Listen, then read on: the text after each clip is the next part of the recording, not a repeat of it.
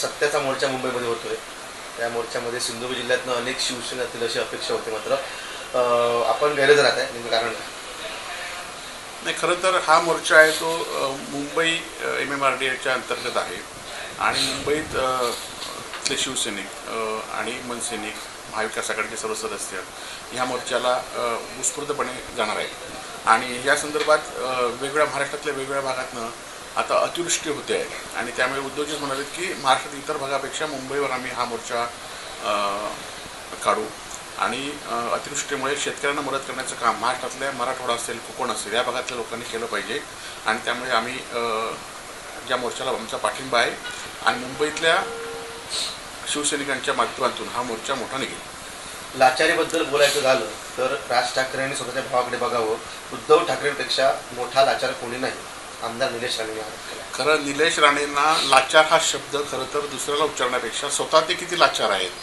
ज्या बाळासाहेबांबद्दल, ज्या शिवसेनेबद्दल आपल्या वडिलांची हकलपट्टी झाली, त्याच शिवसेनेकडनं तिकीट घेऊन ते आमदार म्हणून उभे राहतात, निवडून येतात.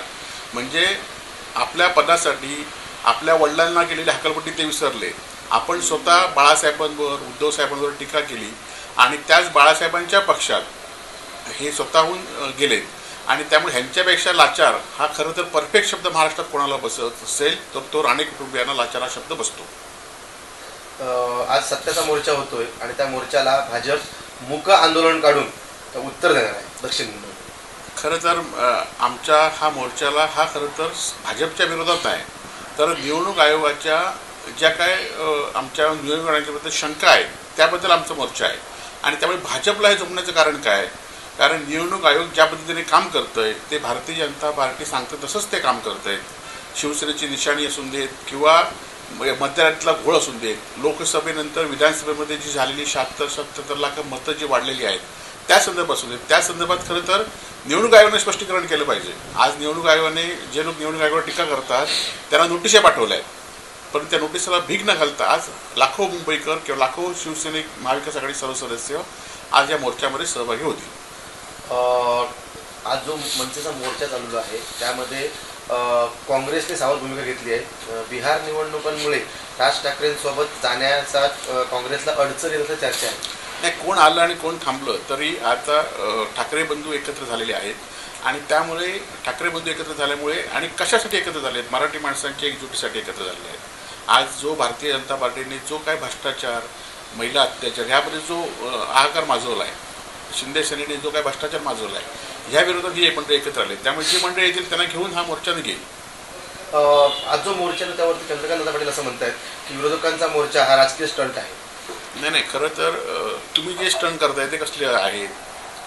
तुमच्या पुण्यामध्ये तुम्ही जे आज नेतृत्व करताय पुण्यामध्ये, त्या पुण्यामधल्या मोळ आणि जैन धर्मीयांच्या जागा ज्या बळकावल्या आहेत तो कुठला स्टंट आहे?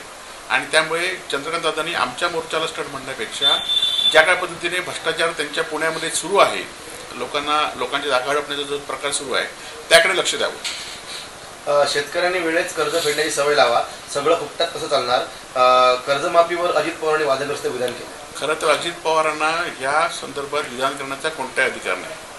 70 हजार कोटीच्या भ्रष्टाचाराचे आरोप असणारे आणि हजारो कोटी रुपये कारखान्यामध्ये बुडवलेल्यांनी आज शेतकऱ्यांच्या 1-2 लाख रुपयावर बोलणं म्हणजे खरं तर हा निर्लज्जपणा आहे. त्यामुळे अशा पद्धतीने शेतकऱ्यांना मदत करू नका. शेतकरी मरतोय आणि तिथे मदत करू नका, पण या अशा शेतकऱ्यांच्या जखमीवर मीठ चोळू नका, एवढीच विनंती दादांना आमच्या मार्फत आहे. साहेब, जो आज मोर्चा होतोय त्या मोर्चामध्ये मुंबई महानगरपालिकेमध्ये काँग्रेसने स्वबळाचा नारा दिलाय आणि त्यामुळेच ह्या मोर्चातून काँग्रेस दूर राहते चर्चा सुरू होती. नाही, आता जे कोण येथील पक्षात निवडणूक होती त्या युती होईल, परंतु शिवसेनेची आणि मनसेची ताकद मुंबईमध्ये आहे. मराठी माणसासाठी आम्ही एकत्र झालेलो आहोत, त्यामुळे जे कोण येतील त्यांना घेऊन हा मोर्चा निघेल.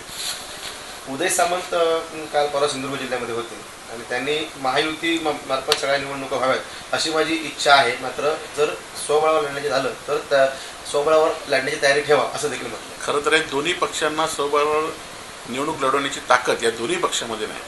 त्या दोन्ही पक्षांना माहिती आहे की आपण कशा पद्धतीने कालच्या लोकसभा विधानसभा जिंकल्या आहेत. या दोन्ही पक्षांना माहिती आहे की आर्थिक गणितं केल्यामुळेच आम्ही ह्या निवडणुका जिंकल्या आहेत आणि त्यामुळे स्वबळावर जरी नारा एकमेकांनी दिला तरी दोघांना आपली स्वतःची ताकद माहिती आहे आज आपण बघित असेल की ह्याच पक्षातले लोक त्या पक्षातले लोक ह्या पक्षात येत आहेत आणि त्यामुळे भारतीय जनता पार्टीचा जसा फुगा फुटला तसाच येणाऱ्या काळामध्ये शिंदेंचा सुद्धा जर स्वबळावर निवडणूक लढवली तर निश्चित फुटेल. 30 जून 2026 पर्यंत कर्जमाफीचा निर्णय घेऊ असं आश्वासन मुख्यमंत्री देवेंद्र फडणवीस यांनी बच्चू कडूंना दिलंय. मात्र काय दगापटका झाला तर आपण फासावर जायला तयार आहे असा इशारा बच्चू कडूंनी दिला. आपल्याला आता बच्चू कडून खरं तर 2 आंदोलनं ही अर्धवट सोडल्यात आणि लोकांना निर्णय मिळाला नाही. आता खरं तर 31 मार्चपर्यंतच खरं तर एखाद्या कर्जाचं रिन्युअल होतं, कर्ज नवं जुळून होतं, नवीन कर्ज मिळतं आणि तो खरं तर 31 मार्चपर्यंत या ठिकाणी कर्ज मिळालं पाहिजे होतं.